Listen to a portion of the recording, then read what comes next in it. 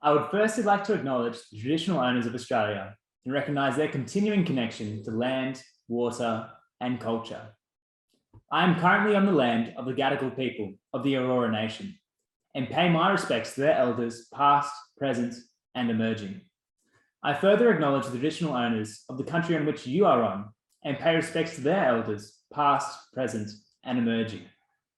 Welcome staff, students, entrepreneurs, innovators, and everyone else watching to the 2021 Sydney Innovation Festival. This festival is designed to introduce the university community to innovation opportunities and the entrepreneurial mindsets of thought leaders from both inside and outside the University of Sydney. This panel is Your Wellbeing Innovated. My name is Nick Stevens and I'm the MC for today's program. The sessions that follow this one are at 3:30 and are workshops titled It All Starts With an Idea, run by the university's Incubate and Genesis team, and Thinking Commercially About Your Research by the Universities of Sydney's Sydney Knowledge Hub. We'll post the links in the chat for these workshops at the end of the session. I'll now hand over our keynote panel host, Natasha Munasinghe. Natasha is the CEO and director of Franked. Franked is an education company that delivers face-to-face and virtual training in leadership, employability, and entrepreneurship around Australia and internationally for people aged 18 to 35. Hopefully most of our audience. Moreover, Natasha is an alumni of the University of Sydney, where she completed a Bachelor of Law and Spanish in 2007 and is currently president of the Alumni Council. Natasha, we are very pleased to have you. Thank you, Nicolas. Hello, everybody. Thank you for the introduction. It's really lovely to be here. Hello to our audience and to our panelists. So this session is called Your Wellbeing Innovated. And I really wanted to start off by defining what well-being is, at least for the purpose of this session. So when we say well-being, we're really talking about health, comfort, balance of mind, body, and spirit. And we have three wonderful panelists who are going to be joining us, and I wanted to quickly introduce them to you. We have Nicolas Brown, the CEO of Batyr, a mental health organization. Danielle Owen Whitford, CEO of Pioneer and the 2021 Genesis winner at the university. And comedian and mathematician Adam Spencer, an author, I should say also. So thank you so much to our panelists for joining us. So I wanted to say, even though we are in a bit of a, no promo at all, Adam, even though we're in a bit of a webinar format, I wanted to encourage us to keep this as informal as possible and make it a conversation. So please add your comments, your questions on the Q&A function in the webinar, and we'll try to see if we can get to some of your questions at the end. So to kick us off, to our panelists, I wanted to sort of give you a little bit of space to tell our audience what you do. So Nicolas, I'll start with you. Tell us what Batyr does in the well-being space, and also, how does innovation play a role here? Yeah, thanks, Natasha. Great to be here. Thanks for having me. So Batyr is a youth mental health charity. Big focus for us is about reducing the stigma around mental health and ensuring young people in particular are able to access support when they need it and have positive conversations around mental health, make it much more accessible for everyone as a topic that we can talk about and feel comfortable to talk about. So we train young people to share their real experiences, their real life stories, and then we take them back into schools, universities, workplaces, and run education programs around mental health. I guess innovation is important to us for a number of reasons. I think any team or any organisation needs to be able to adapt and change and reflect on what they're doing well and not doing well. So a big part of what we do is that regular kind of feedback loop, closing of the feedback loop, working with young people to hear what they actually need and want from us, so that we can solve our own internal problems, but hopefully more broadly some of the bigger systemic problems that are facing young people. And so it's a constant sort of part of what we do, and I think it's an important part of what all teams should be doing. Yeah, thanks, Nicolas, and so needed in this pandemic setting that we're in. Danielle, nice to see you again. Over to you. So in terms of Pioneer, you are described, or it's described as the Grammarly for mental health. Can you tell us a little bit about how it works? Sure. Hi, Natasha. Hi, everyone. Great to be here today.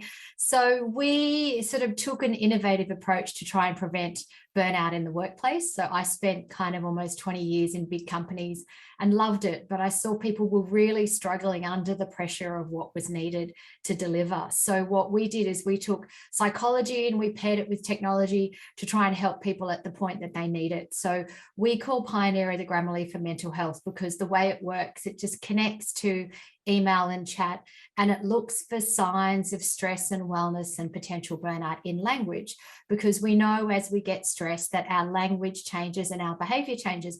You may have seen someone yell at someone in the office, or madly type out an email and hit send and then go, oh, I really shouldn't have done that. So what our system does, it picks up those early warning cues before sometimes the individual even knows that they're starting to rise, and it delivers them a recommendation or a tip or a nudge, whatever you want to call it, and it does that in real time. So we personalize it to the individual. It's completely private. Nobody sees that except for the individual, and we can help people then self-regulate, prevent burnout, and create sort of great places to work. So a little bit like what Nicolas is doing with Batyr, we continue to feed that back to companies so they can take that holistic view, they can change the system, and they can create workplaces that we love rather than workplaces that are kind of driving burnout. Very exciting, Danielle. And I definitely subscribe to the 24-hour rule. If you don't send an email, if you're not sure, wait, sleep. Yeah. Thanks, Danielle. So Adam, you're involved in several initiatives like Dry July, which raises money for people impacted by cancer. How do you see yourself, involved in helping others in terms of their well-being, as a comedian, as a media personality, of someone of influence? Thank you very much, Natasha. Yeah, but possibly someone with a bit of influence, not an influencer. I want to make that quite clear. I've had a few different careers in terms of innovation and personal innovation. I'm probably embarking on about my 5th or 6th career now, but a few of those have had a reasonable degree of media profile connected to them. A couple of big breakfast radio stints and several TV shows I've hosted or regularly appeared on, and that gives you a degree of access to the general communication in society. And I've always tried, especially with the breakfast radio I was doing, where you're connecting with a community of people, to use that position where I could to help out a little bit. Couple of big charitable initiatives like the Fred Hollows Foundation Coast Walk, we basically got behind when that was very, very small, and at the ABC radio station, and grew it to a point where it was then sustainable. And probably the biggest impact I've had is with Dry July, which that idea of people giving up alcohol for the month of July to raise money for adult cancer services at various hospitals and organisations literally came out of an idea from a talkback on my radio show one day, completely unplanned that it would spin into anything at all, with 3 guys who were planning to give up alcohol for a month to raise a bit of money for Prince of Wales Hospital. 1,000 of my listeners jumped on board and said they'd do it as well. These guys wanted to raise $3,000 to buy a television set. We raised $257,000. I can still remember the woman at the hospital saying, well, it's going to be a bloody good television. And now 13 years on, with a record $13 million raised this year, we just went through the $70 million mark all told. It's great because it raises money for a fantastic cause. It gets people united behind that. But it also encourages people to take a month to step out and examine their own relationship with alcohol, and maybe ask a few deeper questions about their own physical and mental well-being and why they're using alcohol as much as they might. But it's not a teetotaling evangelistic movement or anything like that, but it feels great to have created something like that just now rolls on year after year and gets people asking, those sort of questions. Definitely has an impact on our behavior. So that's amazing. And yeah, 70 million is amazing, Adam. I had it at 30 million when I was in my research. So more than double that. So hopefully to our viewers, you now have a bit of a solid understanding of what everyone does. I wanted to go into why some of these services and initiatives are needed, particularly in this context. So Nicolas, I'll come back to you. In this pandemic setting, so the last 2 years, what's been the demand like for your services? And is there been something in particular that's really been sought after?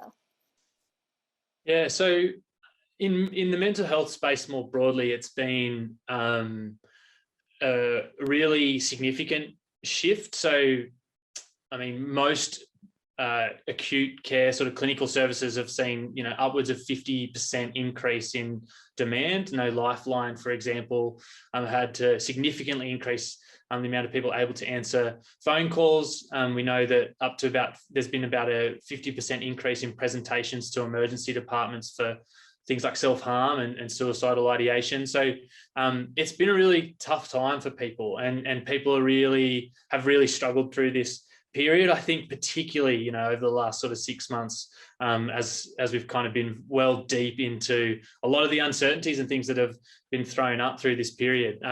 So yeah, it's been a really challenging time. We're in the preventative space, so our whole sort of model is based around helping people to develop tools and to develop an understanding and ways to look after their own mental health and to identify signs and symptoms in others, so that we kind of catch some of this stuff early. We don't want to see the demand on services that we're seeing. At the same time, some of those stories are really positive ones. People that are actually accessing support that otherwise wouldn't have or haven't before. And so I think the conversation is really shifting, being one that we can talk more about. And we need to do a lot more work in that area. But I think, there is some positives in that as well. Thanks, Nicolas. Yes, I know from our own experience training and working with young people, just even online on Zoom sessions, we'd bring sort of a mindfulness person or expert for 10 minutes, and we'd have 100 people doing, 10 minutes of meditation, which is really powerful. So this is the positives coming from when we have to really change how we do things in a COVID world. Totally. Danielle, so, in the world of work, there's a train of thought that, to achieve our goals, to be successful, we have to constantly hustle, work really crazy hours, be super busy, at least appear super busy, to really get anywhere. And I wanted to really get your thoughts on what do you think about this? And then what do you think about this type of thinking on the impact of the younger generations coming through, and mostly in our audience as well? Yeah, look, I totally agree that the expectation has been to hustle. Like I was told when I started a startup, hustle and hustle more and be busy. People measure their success based on how busy they are. I talk to people how I'm so busy, I'm so frantic, and, they kind of wear it like a badge of honor. And I think that has been measured, that has been a measure of success for a number of years. But I think it's very unhealthy. And I think what we're trying to do is get ahead of that and help people actually look at what are the positive ways of being successful, and how can you measure success in ways that are not about you working yourself into the ground because it's been seen to be successful. So we talk a lot about that. I talk a lot about that in my company. I talk a lot about that with all of the customers that we're dealing with. And we really are starting to see a sentiment kind of shift. I think one of the positives of the pandemic is because it's put so much pressure on us, but people feel like so much is out of their control that they are starting to question things, a little bit like dry July. You question your relationship with alcohol. I think we're now starting to question a lot of what's happening in our life because of the pandemic. So I'm seeing some positive signs. I think for the next generation, we see it with every generation. We see with the millennials and the generations that are coming after that, I don't even know what they're called, is that there's a demand now for mental health support. So people that are going into workplaces are asking for mental health support. They're expecting that they'll get extra levels from their employer than we ever expected in our generation. And I think that's a really positive thing. They're making choices based on that. So I think for younger people, particularly coming out of university, thinking about going down the entrepreneur track, we should not be encouraging people to work themselves into the ground. We should be thinking about how do we work effectively? How do we work flexibly? How do we actually measure our success based on what the outcomes are rather than what the input is? You can work 20 hours and still not get a great output. So that's the sort of stuff that we should be measuring, and I think is more of a focus of the entrepreneur programs these days. But I think that next generation coming through will definitely change that focus. And, all of us on the call are here to support that change and provide tools and provide systems and also some examples of ways that you can do it differently. Can I ask just quickly, Danielle, that device you're talking about that clicks into a workspace and sends a little message going, hey, is everything all right? Chill out a bit. Yeah. How do people who receive those messages react? And does it vary a little bit between male, female, or younger, older? I could imagine some people thinking either despite the assurances that it's all anonymous, I'm being snooped on, or a little bit of don't tell me how to do, or are people who want mental health services and support, do they receive those messages warmly? What's the user side reaction like? Yeah, look, it's a really good question, Adam, and it varies. I think it varies depending on the organization. It varies depending on the leader. So some leaders are really supportive and really encourage people to use it. And because we have the individual, which is only accessible by the individual, but we give the manager kind of a high level overview of the team. So for example, we see that team meetings cause a lot of stress. Most of our customers see high levels of stress around the time of their team meeting. So it gives the manager an ability to do something with that. So we see that makes a big difference. But this is the tricky part about the technology with psychology, because everyone's a little bit different. So the way we present the data is slightly differently. So some people like it in Slack, some people like to be sent an email, versus some people just like the dashboard. They just go to the dashboard whenever they're ready to see it.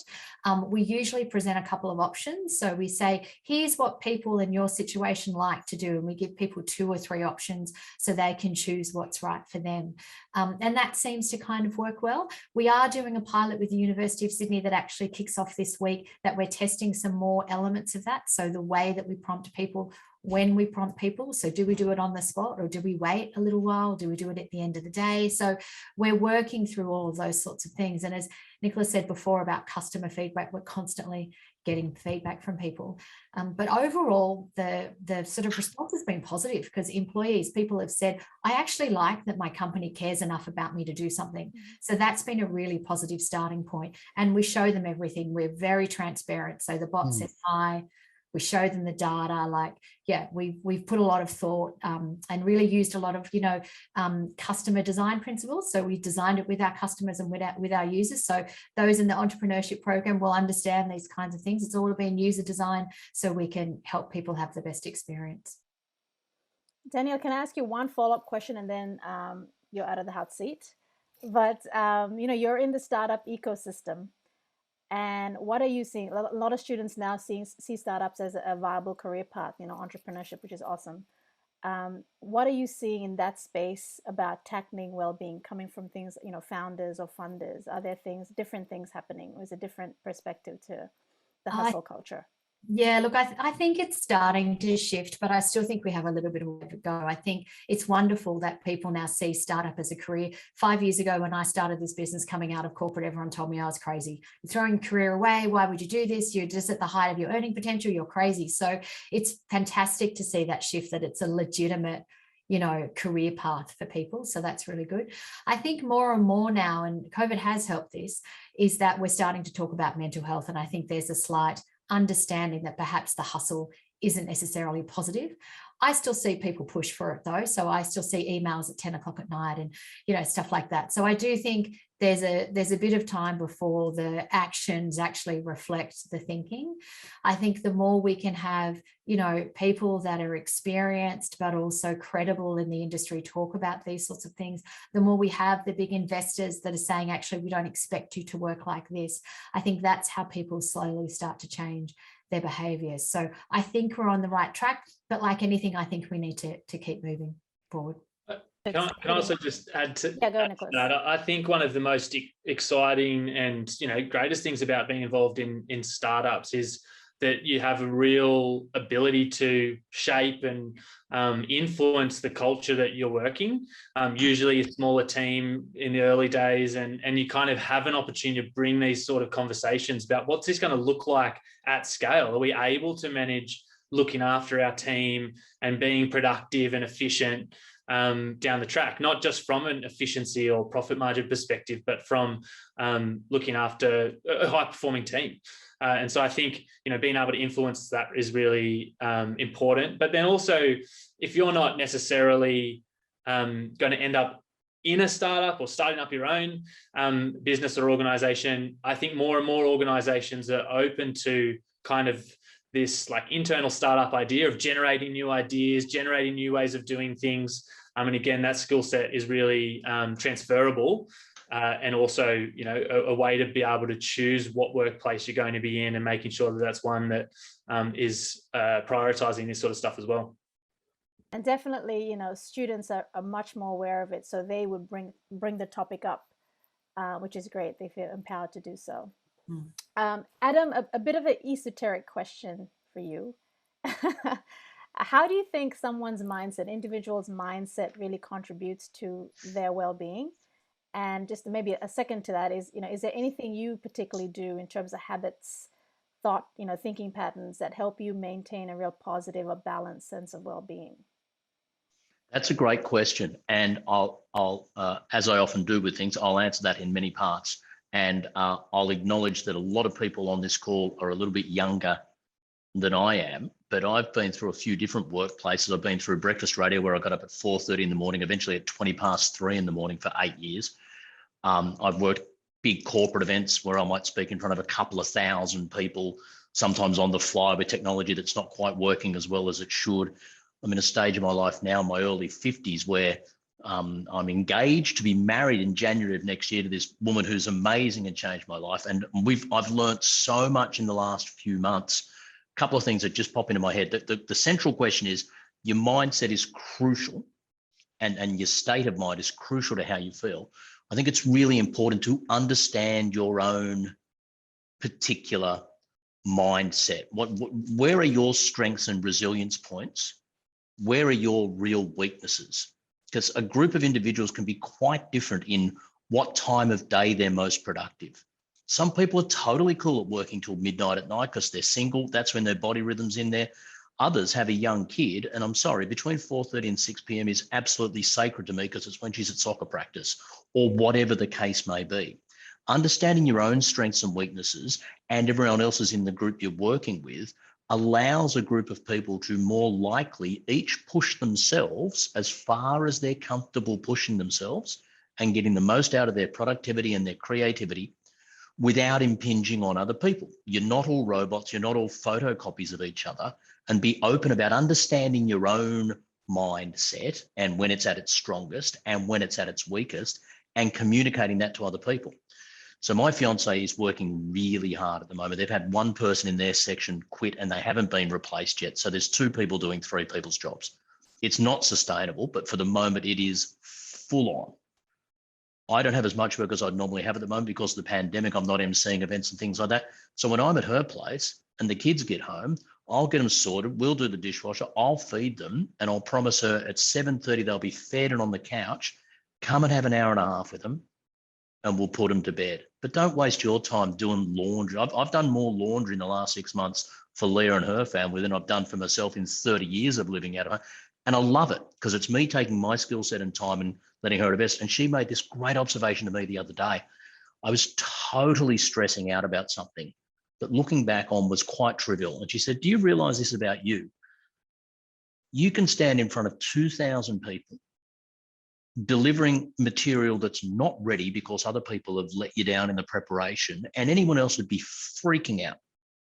And you don't miss a beat. Actually, you warm to that, and you love that sort of challenge and that energy and that adrenaline pump. And the stuff that stresses you out is the most minor, trivial stuff that you should just say, oh yeah, whatever. Turns out that wasn't ready when it should, and move on. And it was a real insight for me as to that. That's a real gap in my mental well-being resilience set that I need to be more mindful of. Bring on the deadline, bring on the pressure moment, bring on the you've got one shot at this, and if you don't get it right, you're never going to get it again. I eat that stuff for breakfast, but I really don't understand why someone didn't do some trivial thing slightly differently the way I asked them to. Just eats up at me. Let it go, Adam, because it's just not going to matter as much. So it's a long answer, but I think your mental well-being really important, your state of mind really important, but understanding the subtleties of where your resilience points and weak points are is a really big part of that equation. Yeah. Can I add something to that? Go ahead. Yeah. Firstly, congratulations on your engagement. Secondly, what a good man to support your partner and her children like that. I mean, yeah. I have a partner and I have a couple of kids and he does the same. So, you know, you guys are just amazing. So good on you for supporting your partner in that way. But the other thing I wanted to call out, which you so beautifully have described, is that you took feedback from someone who you respected and is close to you. Because I think we mindset is so critical. I totally agree with everything that Adam said, but we often take it all on ourselves to do everything ourselves. And that puts huge pressure on us because we can't step outside of ourselves to see. So if you've got some people around you, just one or two, doesn't have to be a lot of people, but someone that you trust, ask them, talk to them, take feedback on and say, how can I do that differently? Because that will help you with your mindset enormously and helps sort of reduce some of the pressure and stress you put on yourself as well. I'd even go, sorry. Go ahead, Nicolas, go ahead. I'd go one step further and say it's critical. I think we are a community where workplaces are a group of people trying to work together. I think sometimes like words like resiliency or whatever implies we've got to do this stuff on our own. So I totally agree that a big part of resiliency is actually knowing what's available to you to bounce back or to succeed or whatever it might be. And often that's the people that are around you in your life that you care about or that care about you. So yeah, I totally think that leaning on people, leaning out to people, being real and honest about where you're at is so important for state of mind. Well, it's a beautiful segue because I want to talk about community and relationships and how that impacts well-being. And I also have a partner who does laundry and does it better than me, so I appreciate that. I need a partner that does laundry. And Lydia, just let me very quickly give a shout out to Lydia Bradshaw for the question. For everyone else, please keep them coming. So let's talk about community and relationships. Nicolas, I'll tag this to you. In terms of the lockdowns, how has this impacted student well-being? And if there's any advice you could give to universities in terms of support and care, what advice or what would you say to them to really help them help students? Yeah. I mean, I guess I spoke a little bit to the situation before. It's particularly true for university students. The levels of kind of distress or heightened anxiety and stress is real for university students, and there's plenty of research around that. So I think it's a really critical area of focus. My advice or thoughts on it would be pretty human advice. I think sometimes big institutions, universities, workplaces, or whatever it may be, have a lot of priorities and can sometimes be very vocal about the things that will help them keep running, sustainability, funding, etc., which can, I think, make individuals, students, feel a little bit forgotten and feel like maybe there isn't much hope for them or that they're not being considered or not being prioritized. And I think all of us want to feel that by whoever it is we're working for or with or alongside. And so I'd say to universities to try and make sure that students are kind of always at the forefront of decision making, but also vocally, like publicly, perception wise, making sure that students are feeling central to the decision making, but also that we provide hope. I think when it comes to university students in particular, we've heard a lot about the tertiary sector struggling, and we've heard a lot about all the impacts that it's going to have. And I think young people need to just feel a little bit more hopeful about what's ahead. I'm really optimistic about the world ahead and the generation coming through, the great change that they're going to create, all the positive things that they're going to do. There will be jobs, there will be opportunities, and I think we could talk a little bit more about that and focus more on that rather than what's not working right now, what's not happening, or how doom and gloom we're facing. And then the other one is around, I think it's important for universities to have mental health support services, counselling service, etc. But I also think it's important for all of us to better understand how to look out for each other and how to look after ourselves. So training around everyone, gatekeepers, all communities, to better understand this stuff is as important as having that service there waiting for someone to need to reach out and access it. Natasha, I'm still involved at the university. I'm the ambassador for mathematics and science these days, but back in my student days, I was a fellow of the Senate of the university, and I sat on a lot of the appeals committees for students who the university had said to them, look, it's not working out, you should go, and the student wanted to appeal that decision.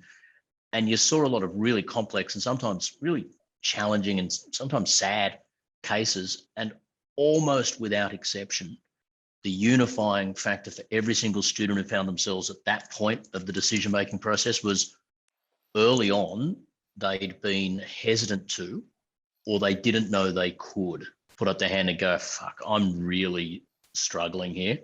I'd need to talk to, and they had just let things go too far in terms of falling behind with work due or falling short of expectations or of heaping pressure upon themselves before the system had found them out and said, okay, come and sit in the chair and we're going to have to make some tough decisions here. And I'm not blaming the students who did that. Often they were caught in really difficult situations, of overcommitted with work to help a family that were in trouble financially and all sorts of things.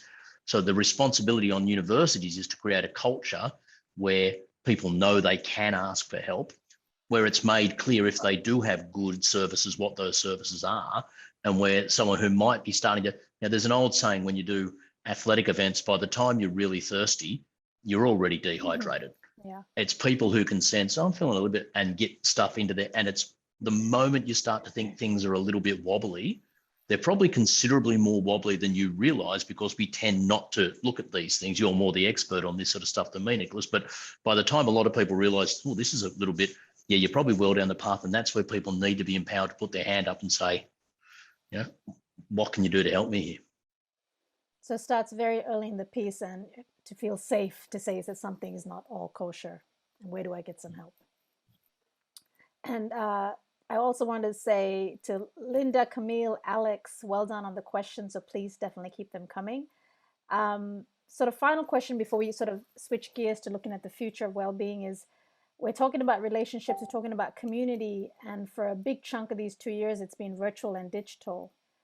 And I wanted to maybe, get any bits of advice on how you do it, Danielle or Adam. How do you build relationships online? How do you maintain relationships online? Particularly if you are, a student going into the world of work, any bits of advice you can give them. And Danielle, let me start with you.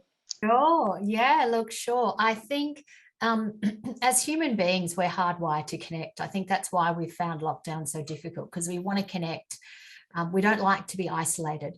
So I think we've got a really good, strong starting point. So I think the difference online is you need to be a little bit more intentional.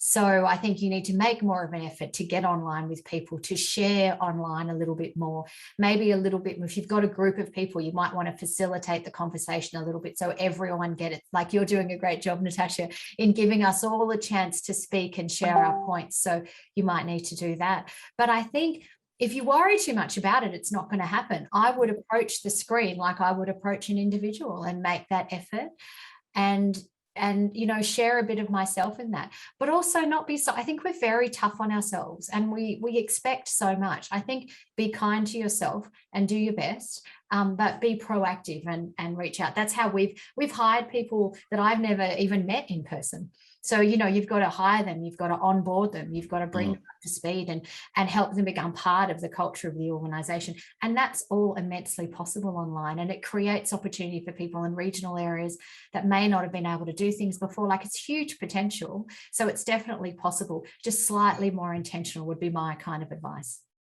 Thanks, Danielle.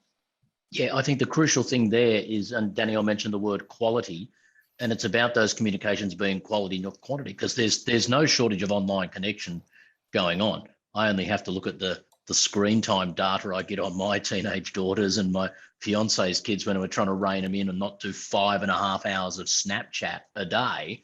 But then with their consent, you go and look at some of those chains of conversation, and there's nothing occurring there that in any way is building healthy, genuine relationships. But my older daughter the other day, there's a group of about 7 or 8, 16, 17-year-old young women at her school who are really good friends, and they'd been working really hard through this exam period. And one of them had discovered some online app thing where you feed in all these photos and it just starts spitting the photos out in a random order. So they were all contributing photos of themselves as kids and they were just playing this sort of guessing game about each other. And they were just, my daughter was crying with laughter at some of the stuff she was seeing from her friends, and they were all just letting off a bit of steam after a really hard couple of weeks of work at school. But it was curated. People had put a little bit of effort into it. They'd come together in an agreed time. They all had some cake and Diet Coke there, and they're having a little party. that was not as good as if they'd been in a room physically together, but great in terms of recharging their batteries and making them realize they had friends who cared about them and just forgetting the stress of the world for a while. But 14 hours just on Snapchat with someone, terrified that if you don't respond in the next 30 seconds, they'll think that you've hung them out to dry. I think it's called open these days, and you can't open someone. I probably got that wrong, my apology. That sort of conversation is not healthy. So I agree with you, and it's all about quality rather than quantity when it comes to those sort of things. And if those connections are genuine and you give a bit of yourself and you listen to the other people, fascinating stat quickly on listening, and I'll wrap it up before we move. I did a gig with Julia Gillard last year, and she said they've analysed conversational dynamics. All the men listening have to take this point. If you've got a group of 5 people, the moment there's more than one man in the conversation, the amount of input that the women have in the conversation falls off by 20% plus per extra man who comes into the group. So just one guy with 4 women, the conversation tends to even out a bit. The moment there's 2 guys, they don't even consciously go away and go, let's make sure we don't let the women. But just sitting back and listening is not as much a default state for guys when they're in anything near the majority in a group. It's a fact and something we have to think about when we're trying to create real and genuine conversations. That is fascinating. And something, Danielle, you might need to plug into Indie, into your AI. Yeah. Really interesting. Yeah. Wow. Scary. Scary. Yeah. So, okay. So we're going to switch gears a little bit. We have some questions now from some students via video. So the first question to Nicolas, I believe, is from the Regionate 2021 winners. Now, for everyone else, very quickly, Regionate is an innovation competition that the university put on this year for students in remote and rural areas in years 10 and 11. And it's all focused on innovation and social impact, and they come up with an innovative idea by the end of the competition. So we're going to hear their question in a minute. Hello, we are the Little Tykes, winners of the Regionate Challenge 2021 as most innovative. Our creation was Preparium, a way to farm crops through a controlled environment not dependent upon weather conditions, whilst recycling precious resources and materials. Preparium addresses the issues farmers face by coming up with a method to secure crop yield through periods of seasonal drought. Our question today is directed to Nicolas Brown, being, what technology is being developed in the mental health space to help bridge strategies to combat mental health?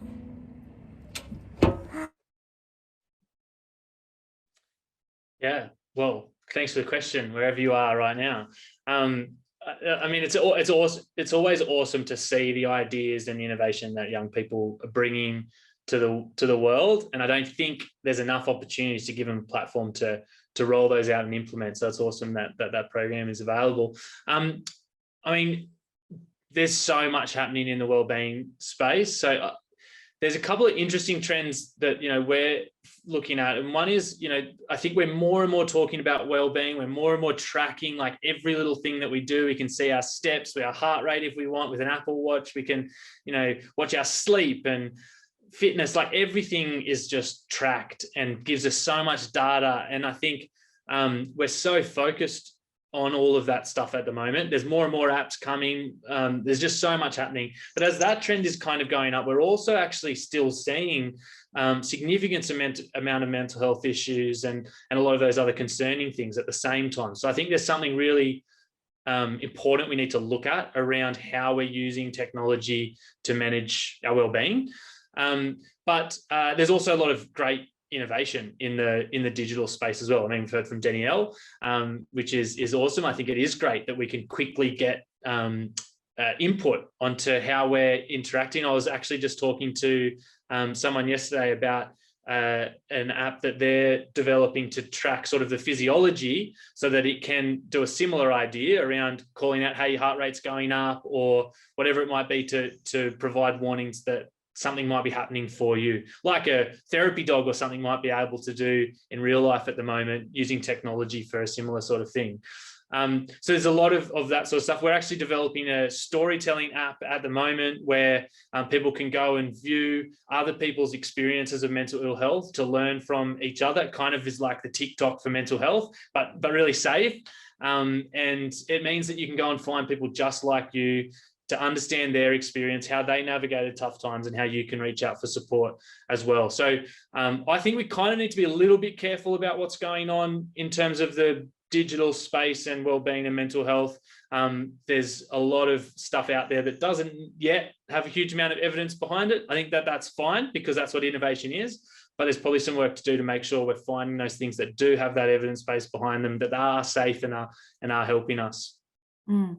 Can I just add something? Because I totally agree with what Nicolas said. I'm seeing the proliferation of technology too. And I think, you know, we need to be careful on what the end game is. So what are we trying to do? Because technology is an enabler. So it should be an enabler to us live a better life or whatever we want to achieve. And I think all the data, I get a little bit anxious about all the data too, even though I'm a company that uses data. So it feels a little counterintuitive. But we've built everything with a very specific end in mind for someone to take action. So the data we present is to take action. The feedback we give is to take action. We measure, do people take action? So it's really about the behavior that we're trying to drive. And I think a lot of the technology and a lot of the data is great, but sometimes it just becomes overwhelming. So if you're in this space, you know, thinking about technology and you're looking at entrepreneurship, which I think a lot of you are, I'd really just encourage you to think about what's the end game, like what's the experience you want the individual to have? How are you improving their life? How are you improving their work? How are you improving their family? And then work backwards from that. And then I think you get a solution that benefits everyone. And I guess maybe, Danielle, potentially what are the implications along the way of getting to that outcome as well? Because I think, I think that's really critical too. What's that mean for everyday life? Totally, I agree. Yeah. The results, implications, and don't just create stuff for the sake of creating stuff. Make it meaningful. Amazing. So I think we have our second and final video from a student at the University of Sydney. Let's take a look. Hi, I'm Tilly and I'm one of the creators on the University of Sydney's astar.tv TikTok account. And my question was, when involved in a startup or other work that might need that extra bit of blood, sweat and tears to get it off the ground, what do you recommend to do in order to avoid burnout or losing passion for your work? So Adam, I'll put that to you and then switch over to Danielle to answer that. Adam, you said you have 5 to 6 careers. So, you know, how'd you get through? How'd you stay positive? How'd you stay smiling and sane? Yeah, and the burnout one was particularly, I did breakfast radio for 6 years. I did breakfast on Triple J, took a year off, and then 8 years did breakfast on the grown-up adult ABC that's now called ABC Sydney. As I mentioned at the top, Triple J was sort of a 4:15, 4:30 in the morning alarm clock. ABC Sydney was 3:20, and I timed that so that I could be in the studios by 4 a.m. to hear the 4 a.m. news to start my show at 5:30, and that was for 8 years. And that's physically challenging. And so, you know, it's one thing to put in a 3-day burst where you're not getting quite enough sleep because there's some deadline that you've just got to hit, and there's different sets of skills there. But for long-term, prolonged physical focus on something that's quite challenging and could be unhealthy if you're not careful, you really do have to exercise a bit of discipline around the way you're structuring your day, listening to your body, know where your strengths and weaknesses were. There are times I would nap. I'd never nap late in the afternoon because that affected me getting to sleep. Some people who do breakfast radio can sleep at 4:30 in the afternoon for 20 minutes and feel great. If I slept after about midday, I wouldn't sleep that night. People would say, what if you want to have a bottle of wine with your wife during the week? You just don't do it, mate. Did it once, hated the next day so much. You just don't, and you build up these rules that you have to have a real discipline around. If you have other people who rely on you, I was married with a young kid with that second job. My partner had to understand and be willing to be part of that, and I needed to pay it back at different times. And the time to just take some time out when you're even pushing towards that deadline or whatever, even just to get out and belt around the block at a walking pace that's almost a run, just for 8 minutes to get some fresh air into the system. No phone, no calls, just get out, drop and do 20 push-ups if that's what you're into, couple of deep stretches, keeping your physical side attuned to some of the mental and psychological demands is really, really important. Now, I'm not saying that's how you can treat genuine mental conditions, but it's been shown even in the cases of mild depression and anxiety, regular, solid physical activity is a big part of the puzzle there. So prioritize that. And over any medium or longer term, sleep's the single most important thing. You can't long-term compromise on the amount of sleep you're getting and think you're going to function well or to the best of your ability or for your own long-term health benefits. You just have to make sure you're getting enough of that stuff. Adam, did you have to carry that routine through the weekend? Like 3:20 is such a difficult time. Like, I don't do you go back to like normal hours on the weekend, or you have to get up at 3:20 every day? Yeah, again, you could change it a bit on the weekend. I could sleep in till about 7 o'clock on Saturday morning, for example. But I found any time after about 7, if I got woken up, that's it, I was up. And normally what would often happen would be on Sunday, if we'd had a couple of, if we'd had a bit of fun on Friday and Saturday night, on Sunday, I'd normally go to bed at 8 p.m. Often on Sunday nights, I wasn't tired enough to go to bed at 8 p.m. I might be up till about 10 or whatever. So often on Monday, I was a little bit tired on the show. I'd only had 4.5 hours sleep.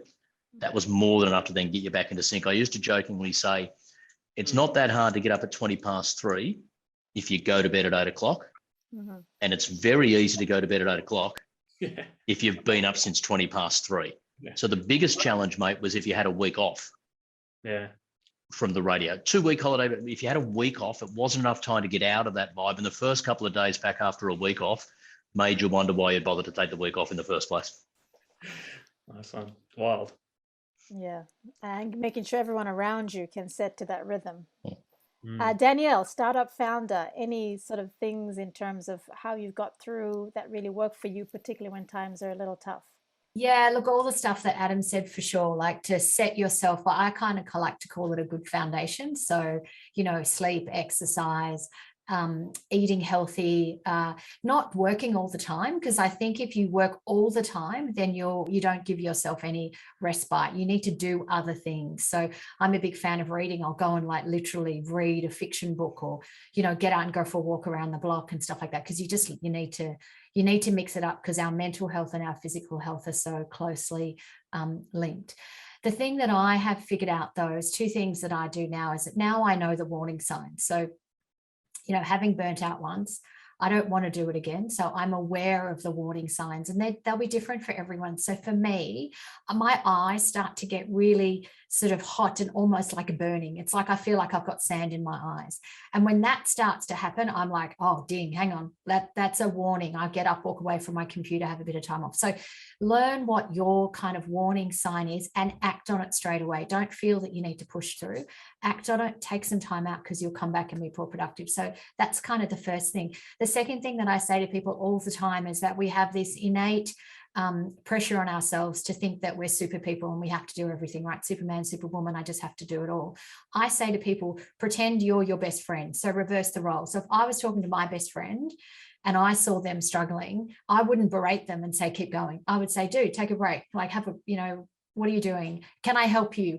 Reprioritize, whatever it is.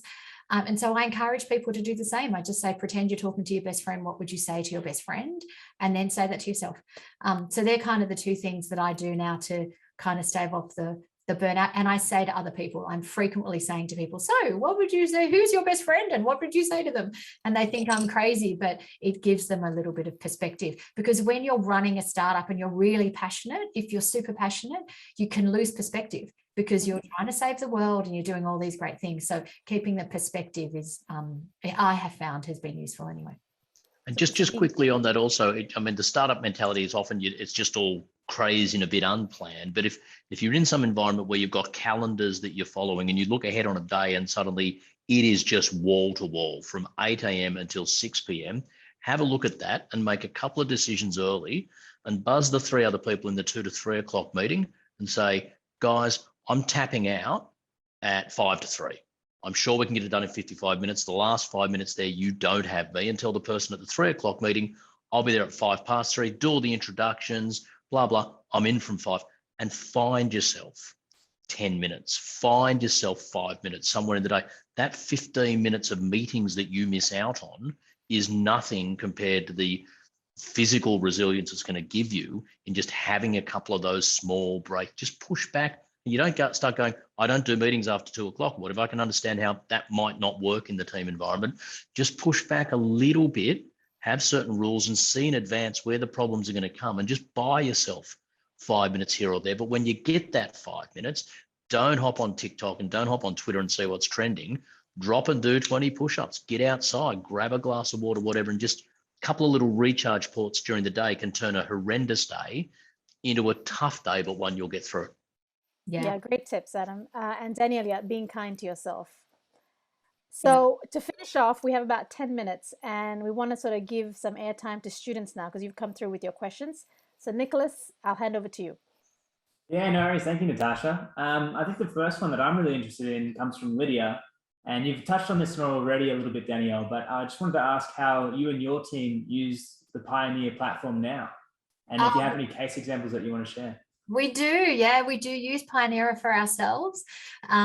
It's been really interesting. I had a really interesting situation for myself. I'll share it all with you. So we had the platform and I got on a Monday morning to talk to my team. We have a check-in every Monday morning. We get on our kind of screen and see how every day, sorry, we have a check-in, but Monday morning we got on and we were looking at our data from the week before and the weekend before. And I'm like, oh dear, obviously someone had a tough Sunday night because you could see all the stress levels are really high on a Sunday night from like 6 to 6:30, 7:30. Wow, someone's had and I'm looking at the data and the team and I'm thinking, oh, does anyone want to talk about anything? Then I went to my personal dashboard that only I can see and it was me. All of my kind of stress was like that. And I was like, oh, I'm so sorry. So I had to explain it to the team, apologize to the team, but it was such a good check for me because I did work on Sunday night. I was not happy to work on a Sunday night as the data showed, but I didn't realize that at the time. Now I live and breathe this thing and I didn't even realize that that was the impact that I was having. So, and then I subsequently worked with 3 different CEOs, all had the same impact on their team in a period of 2 weeks. So it's kind of fascinating to see that. And that was a real kind of check for me to go, wow, hang on a second. So yes, we use the tool and we take note of it and we actually action it too. So hopefully. That's really interesting. I find if I follow back to what Adam's question was before, were you worried about that being exposed to your team and your other teammates knowing about you having a stressful Sunday? And what other stories or implications do you have from people being concerned about that? Yeah, look, I wasn't worried about it because I'm the CEO. So I have this, lead by example. So I was really transparent and honest with the team and I shared my screen and said, this is what it is, guys. And then I explained it. I said, this is why and what happened. But I did feel guilty. I felt bad that was the example that I was leading. And I'm like, I'm really sorry. I know we're trying to prevent this. This is a really good lesson for me. What could I do differently? So we kind of had that conversation. But then in the next I've got a fantastic team. I'm very blessed. I'm very grateful for the people that I work with. The next couple of days, they would drop me some little notes going, are you still working? Are you cranky today? So we had a bit of fun with it, but they received it very well. But I also didn't want them to think that that's what I expected. I didn't expect them to be working on the weekend on Sunday night. I didn't expect that to happen. So we could have a good conversation about it. Yeah, perfect. I think that's a great example of leadership too. Nicolas, I've got another question coming in from Alex. She was saying about how you engage younger people in your programs, probably specifically targeted towards university students, I think is the question. Oh, sorry, I think you're on mute too. Just wanted to make sure we got one of those in this hour. So at universities, we actually recruit a bunch of student volunteers. We help them to run events, campaigns, initiatives throughout the year. So it's all student-led sort of activities on campus. And then we run programs, education programs within faculties, societies, sports clubs, like whoever will let us come and take an hour, 30 minutes with the group of students, we'll come and do those programs. And then we also run the speaker training programs and facilitator training programs on campus as well. So we've got a partnership with University of Sydney actually. And so we've got a staff member that's based out of there and working with the students on campus. So that's how we kind of work or deliver the program. But because we work with students and young people, they're kind of core to everything that we do. So we have a young person on our board. She's 21 to make sure that there's that sort of representation there. We've got a national advisory group of young people that work with the senior leadership team and the board as well. And then we have the feedback loop I spoke about before. We do surveys and constantly work with young people on what we're doing well and what's not working, because it's always changing. So we have to change as well. I hope this doesn't catch you off guard as well. I wanted to ask about you had this running previously, which was the innovation competition. And because this is the innovation festival, is that running again next year? Yeah, it will be. Yeah. So the Young Innovators Award, that's all about the whole concept there is that we think that young people have a lot of the solutions to a lot of the problems that we're facing, but don't always have the opportunity to share them or be given the platform to implement and roll them out. So yeah, we did the Young Innovators Award. There were some great ideas about how to solve this issue around the stigma associated with mental health, but what needs to happen around mental health for people to access support. And then we help the winners over a 6 to 12 month period to actually start to scale up and launch that idea and get off and running. Yeah, that was the first time we've done it this year. And we had some amazing sort of judges. We had Mel Perkins from Canva as a judge, and people from Snapchat and Channel 7 all get involved. And yeah, some amazing ideas. So definitely check it out for next year. We'll kick it off again. Yeah, it's perfect. And we'll be sure to promote it at the Innovation Hub too. Thanks. Cheers. I have our final question is directed towards you, Adam. The question comes from Linda. She's asking about what the most important part in the creation of an initiative like Dry July, which might be a surprising question considering you said it was just a small concept coming from you guys as the radio hosts. Yeah, that's a really interesting question. We weren't attempting to build something like that, and we have watched since then too many to count charities attempt to claim a particular month or a particular event or a particular time of year. So every time you get hassled for it's, February donut month or whatever, you can probably blame us. Some of which have been incredibly successful, some of which have missed. And there is just a degree of luck in that sort of stuff. We were really lucky that we had a breakfast radio show behind pushing it. We just happened to pick that right time of year. I say jokingly, you get to July, it's the middle of winter, you realize those New Year's resolutions you had really hadn't kicked in. And in fact, you should have started them earlier than the new year anyway, because you wanted to look great for some. Why don't you start them now? It came at a good time around that sort of conversation about alcohol. And the interesting stats we're getting are younger people coming through now are doing less Dry July because younger people just don't drink as much as people of my generation did or do midweek and the like. But one thing we have always done is kept refreshing and keeping on top and looking ahead and saying, how do we make sure this thing, so we are front-ending the system with some really innovative technology for next year's Dry July that in some ways will be completely different to what's been seen before, because if you don't keep moving in that space, you become that thing that people used to do. So we've stayed hungry and we've stayed on top and we've kept redefining, because there's only so many times an individual will do it. There's only so many people who'll ever do it. And it's a matter of fine tuning and getting more and more involvement and cut through and donations out of the people who do it and their friends each year. That's why we set the record this year, and we think we'll probably go better again in 22. That's fantastic. I'm really interested to see what that is for next year's Dry July. That's really great. Yeah, it'll be interesting. And it'll be, with any luck, it'll be the sort of thing that 4 years after that, everyone's doing. Yeah, perfect. Natasha, do you have any final remarks before we quickly close the session? No, just to say thank you to the University of Sydney. Thank you to you, Nick, for putting this on. Thank you to our panelists. It was really great to meet you and to facilitate this discussion. Working in the training and education space, particularly 2021, has been a hard year. We've seen that just from a training point of view. So just conversations like this is super important. And the more of us that are having it, the more of us are just being frank about things. We're all humans at the end of the day. I hope that's sort of heading in the right direction. So thank you for having me, but also let's just keep chatting about these things and doing something about it. Yes, and I think a massive thank you to you, Natasha, because you are over in the US, which must be very late right now. So you're almost doing I'm doing Adam's old hours. Yeah, almost doing his breakfast shift. So hopefully you can jump to sleep soon. And I really do thank you all so much for your time in inspiring our students today for in Wellbeing.